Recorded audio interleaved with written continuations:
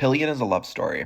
On Monday, I was lucky enough to be invited to a screening of Pillion. This is the new movie starring Alexander Skarsgård and Harry Melling from Harry Potter. Alexander Skarsgård, obviously from Big Little Lies, and from the Skarsgård family, and from True Blood. Alan Cumming hosted the director, Harry Law, and the two actors, as well as the actor who plays the dad, Douglas Hodge. In case you don't know, this is what's being described as a dom-com, starring Harry Melling as Colin, a young queer man living in Bromley, outside of London. When the movie starts, Colin is very inexperienced. He is trying to date. He's trying to get out there. His one wish is to get a boyfriend before his mother unfortunately passes away as she's suffering from cancer. And this isn't a spoiler. In the first 5 minutes, she switches wigs like 3 times. Like, she is a wig queen, and I absolutely loved the actress. Colin soon finds himself enamored by Ray, played by Alexander Skarsgård, who is a dom daddy in a queer biker gang. The biker gang just rides around and sort of hangs out, but he's very intrigued by the situation. The two of them then enter into a sort of dom-sub relationship. A lot of the discourse around this movie is going to talk about the kink and the BDSM and like the dom-sub of it all. I can think of a couple of stories where they're using a sort of outre or like outrageous thing to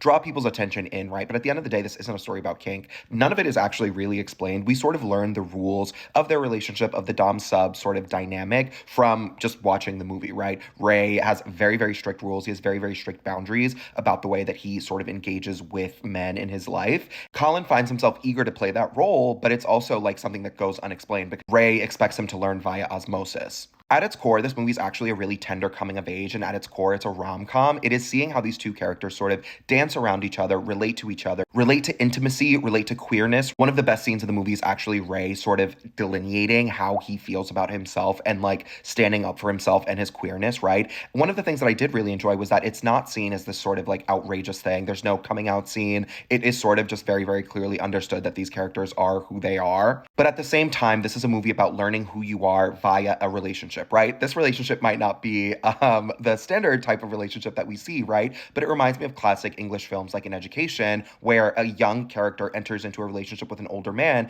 and sort of becomes a person through that experience. When you're in a relationship, you learn the things that you like. You learn your boundaries. You learn how to speak to people. You learn how you like to be spoken to, right? All of these things that are made manifest in a dom-sub dynamic are still things that are very, very understood when we talk about relationships that do not have this dynamic. I really, really liked this movie. I think it was really tender. I think it was really sweet. I think it was really fun and funny. Everyone in the theater was cracking up. I absolutely recommend it. This movie comes out tomorrow. Go see it. Especially if you like coming of age, especially if you like queer movies, especially if you like movies about characters coming into their own and understanding who they are via a relationship, this movie is for you.